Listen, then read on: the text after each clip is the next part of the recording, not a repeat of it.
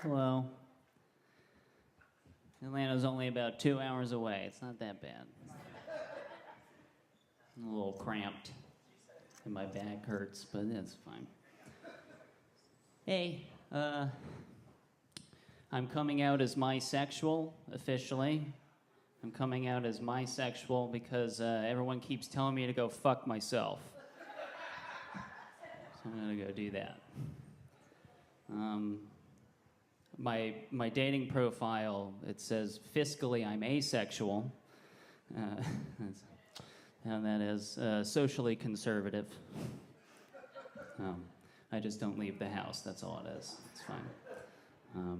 I'm good at drinking. I'm pretty good as a drinker. I got it down. And my favorite drink when I'm on the town showing out with the boys is a gin and tonic with a splash of lemon juice in there. You can put a shot of NyQuil in there as well. Offset it with a caffeine pill, reset it with ground up Benadryl around the rim, and you have a drink I like to call Christmas with Dad. It's delicious also at Easter, and Flag Day, and my birthday, and all those days, all those special days. But I'm not so much white trash as I am a white recyclable. So I have new purpose, finally. I have a scooter. A scooter is my main mode of transportation. They're popular in Atlanta. You know, you can go at a brisk 35 and a 35, because those are the only roads you're legally allowed to be on. So living 35 miles an hour, even though, you know, it's nothing to sneeze at when you're on a glorified leaf blower, is what I see it as. And I used to have a car. I used to know what speed was. I used to know what it was like. And there are other differences from having a scooter from having a car. The first of which is that I can't scream on my way to anywhere anymore. I'm not in a box, and I can't just kind of let it out going 65 miles an hour. Instead, I'm going 35 miles an hour, just going, what am I even doing with my life?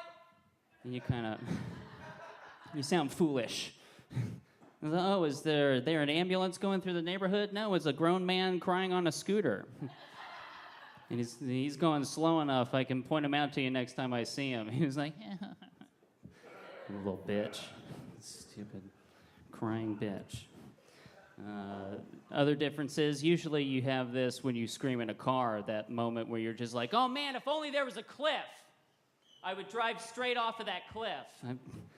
Right? Huh? Everyone in here? Not just... Okay. And, well, usually, get this. When you're on a scooter, the entire world is a cliff.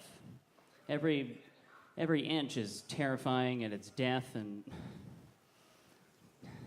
you know, scary. It's just kind of scary. You know, it's like, oh, there's a truck in the other lane. If you tip to the left, that's a cliff. You just drove off a cliff. You're reaching for an Altoid in your pocket. You're like, it's a very delicious cliff, but it's a cliff nonetheless in my eyes. And I've never crashed yet reaching for an Altoid because, you know, I, a lot like my mints, am curiously strong. Now that's a mint joke, right? Primo mint joke, right? Not a lot of people laugh when I say that punchline, but I keep saying it because I find it very refreshing. Now that's the second Every single one of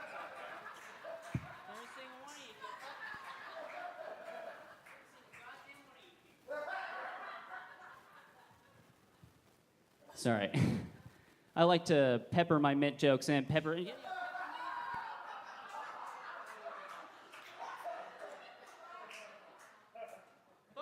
I don't even care. Oh, boy, that was dumb. Right? That was dumb. I was raised Christian. I was raised as a Christian growing up. That was me growing up, and I was specifically Catholic. Yeah, but you know, I don't know why there's such a problem with. I don't know why people are so up in arms about gay Christians. If you ask me that question, because if you ask me, there's no difference between a Hail Mary and a Yas Queen. You guys out there on my side? Sorry. I was raised Catholic. That's why we, Mary is the Queen of Heaven, and that's why we, it's a whole thing. It's a whole lifetime of sad. Nothing matters. Nothing really matters. Nothing really, and that's a staple of the Catholic belief, if you don't know. And it shares it with nihilism. Nihilism it says that, and nihilism asks the question, oh well, why bother trying? Why do that? And Catholicism asks a question back at you, saying, well, how would you like to burn in hell, you dumb bitch? And that's why you go to confession. That's all that whole deal. I have a shellfish allergy. That's a way I can die. That's cool. It can happen any time. And you never know. Don't get hush puppies. It's an unwritten rule. If you have a shellfish allergy, don't do that. It's bad for you. And it's not so bad, though, because you know how oysters are aphrodisiacs. Well, they're double the aphrodisiac for this fella because every time I eat them, it's like getting choked from the inside. And my plan B is a whole thing of Benadryl on the side table. I just scoop it in, and when I'm ready to breathe, and I stop coming, right? That's what we do it for. We do it to come a lot. That's why we don't want to breathe. Some other weird sex stuff, I guess I feel like we're an open thing here. We have a 609ing is something I like to do in the bedroom. 609ing? It's just like 69ing, but you leave room for Jesus. Right there in the middle, right? It's a weird dance. But you can be as wet as you want. I'm walking on water tonight. That's why I do it. That's why anyone does it. I'm also into fisting as well. Fisting. As long as you punch me square in the mouth, huh? Right there in the face. I've been taking time off from the dating scene for about a couple of years now, and it's been refreshing. It's been good. I don't feel like a heathen. It feels nice. You feel free. And you can't spell celebration without celibate. All the letters are in there. And I know that because I do a lot of anagrams at my house. I love them. That's my inner joy. So if you guys want an anagram done, give me a sentence or a phrase, and I'll give me your email address, and I'll send it back. Or I'll do an anagram for your email address if you want. I love doing it. Dare me to do something with that @ symbol, I'll fucking do it.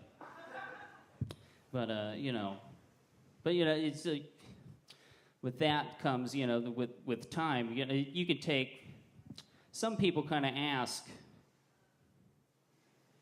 They kind of come up in your face, right? They say kind of weird stuff. They're like, "Oh, I'm swimming in an ocean of pussy, bro." Yeah. Can't wait to get my dick wet. And then you're kind of like, well, I can't wait for you to drown in that ocean. You'll get real wet then. You'll get real wet. Then they're just like, well, what about you? What's your depth, bro? What's your pussy depth? And I'm just like, hey, fella, you take half the women that I've slept with, you've committed first-degree murder because you've cut somebody in half. And that doesn't necessarily have to mean one person. It could be any odd number. But I'm a committed man, so it's just, what are you going to do? Math? No. So with that lack of, overall kind of, frivolity with my sexual activities, I've never wrecked pussy before, if you get what I'm saying, if you get the gist. I've never wrecked pussy, but I've gotten a ticket for following too close, huh? Right? All right, thank you guys. I'm Matt Pechiney. Give it up for Natasha and the rest of the show.